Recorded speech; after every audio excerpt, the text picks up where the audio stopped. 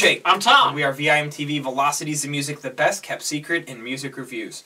We like Lady Gaga. Let's just confess, Tom. Yep. I always have. From the moment she came out with the Fame and those songs started coming on the radio, Poker Face, a number of others. We reviewed the Fame Monster. We reviewed Born This Way a couple years ago.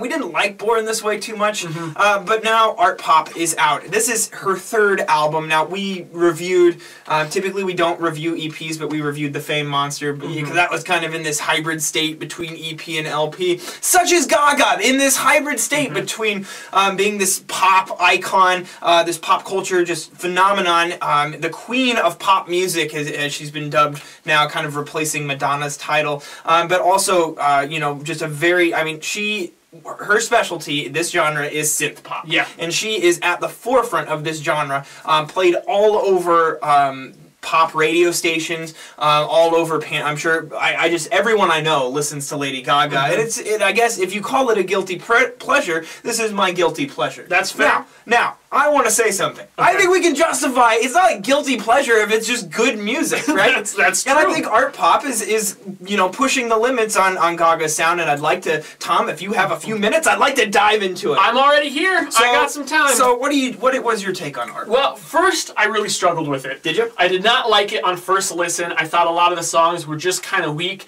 I think mostly what disappointed me was just the lyrical content and the presentation of the entire sound. Because I know that Lady Gaga is capable of innovation, of really pushing the boundaries. Right. Wasn't there like an unplugged track of her like singing? And oh yeah, exactly. And that's how you know that she's so talented. Just watch live editions or even acoustic versions of the songs.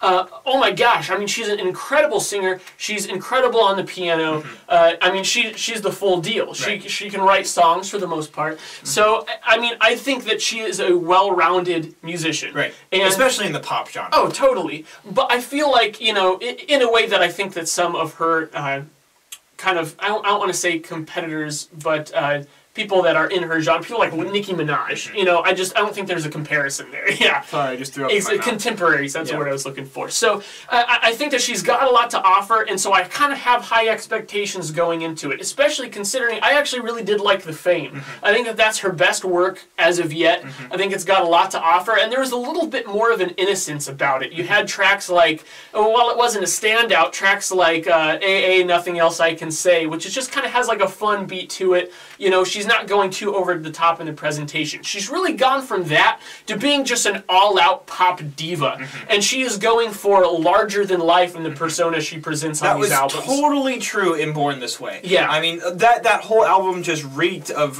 her just trying to be loud and almost to the point of obnoxious. Yeah. I would say. And that album, I think, I mean, it was a polarizing effort, to say the least. People loved it, but there was a lot of people out there, us included, who just weren't big fans. I mean, from just looking at the album, I was telling Tom before we turned the camera on, in my head, that's called the Motorcycle album, because it's her face on a motorcycle as, like, her head is the handlebars. It's a strange album, and just from the album cover alone, you could tell, like, her whole thing that she was going for is to be out there, to be shock value, to really make listeners uncomfortable. She was pushing the limits, and that's something that with any pop icon, I want to see. So it's not necessarily a bad thing. It's just, you know, when you actually sit down to think about the music, does it work? Does the listening experience, is it a rewarding listening experience from start to finish? And I think that Born This Way did not accomplish that the way that the Fame did. Now, Artpop is a little bit different. I mean, this is quasi-conceptual. You know, if you look at the title and you have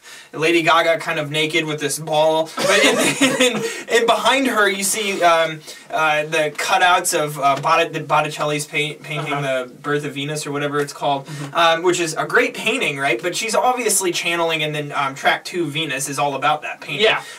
And she's obviously channeling or trying to relay this idea that, you know, she's reached this status in pop culture where she defines pop culture. The meat dress, the bubble dress, all of her crazy outfits, anything she does and says is scrutinized and plastered all over MTV and every corporate pop radio station out there.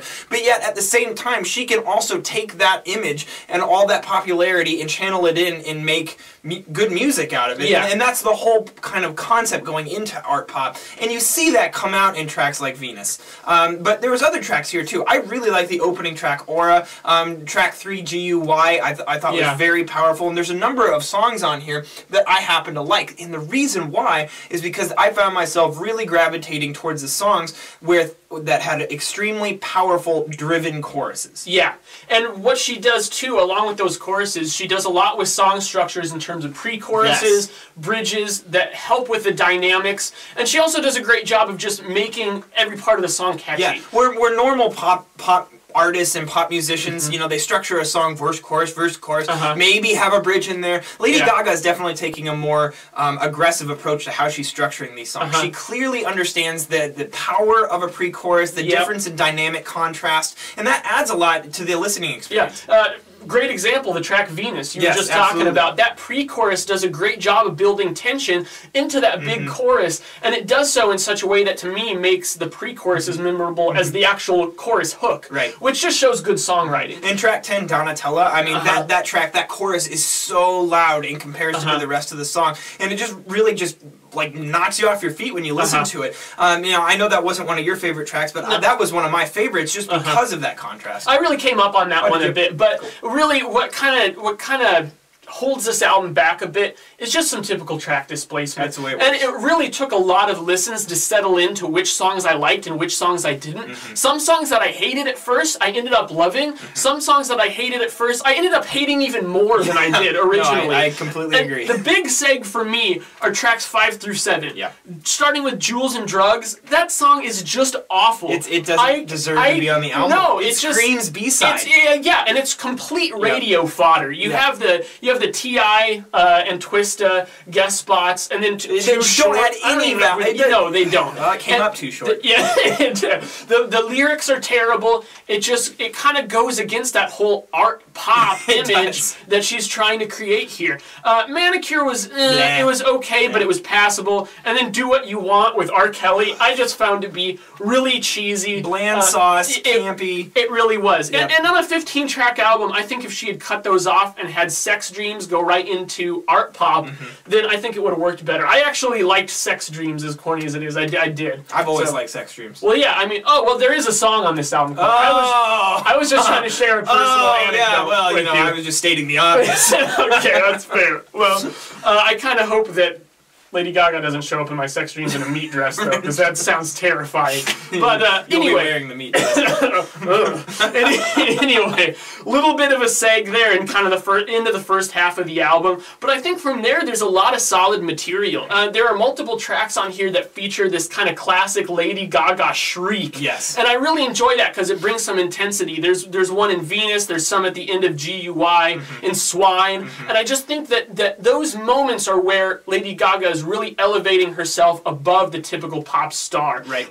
As well as tracks like Dope, where just powerful vocal performance. I think Dope is the most impressive track on this album. Yeah, I totally it starts agree. off as just a piano ballad. It's Lady Gaga on piano, but then like these synths kind of come into it towards the end, and her vocal performance in that song, how everything kind of just balances out. It's a really nice piece of pop music. And that track I think kind of sealed the deal for me on this album because, you know, I started off listening to this record. I really like the first like 3 to 4 tracks, and there's the sag that you talk about, but then the album comes back, and so like it's kind of up in the air. It's all about how it finishes to me of whether or not this listening experience is complete. Totally. And Dope kind of sets the tone for the back end of the album. And so you have track 13 Dope, track 14 Gypsy, and then the single track 15 Applause, which I think is a fantastic single. Yeah. Even though it's played everywhere, I still can't help but love that track. It is a good track. I would say, and feel free to disagree with me, I think that it's a good track on its own, but I didn't think it made as much sense as the closing track. Yeah. I think that Gypsy would have made a great closing track. I actually totally agree with you. It's an uplifting kind of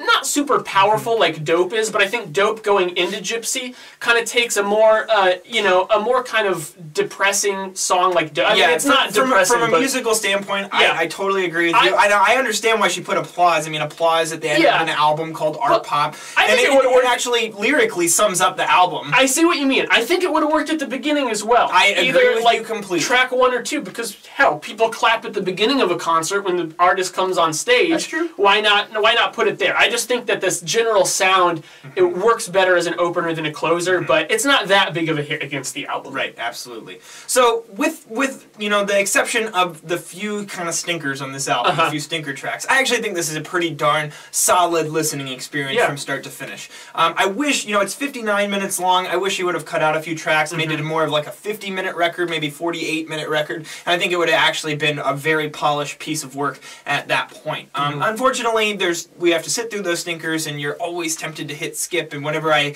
get that, I always back off my score a little bit, so I'm going to go 78. I'm going 78 too. 78! That's a mark of a good album. It's not perfect, it doesn't blow us away, but there's a lot of really good tracks on here, a lot of really good album attributes that we would recommend this to you guys. So, if you're a Lady Gaga fan, or even if you aren't, go listen to Artpop. Let us know your thoughts. Let us know if you had the similar experiences about the sag in the middle and some of the key tracks. We'd love to hear your thoughts at www.velocitiesofmusic.com or youtube.com/velocitiesofmusic. As always, follow us on Twitter, like us on Facebook, and let us know what you'd like to see us review on this channel. I'm Jake. I'm Tom. And we are BIMTV, moving music critique forward.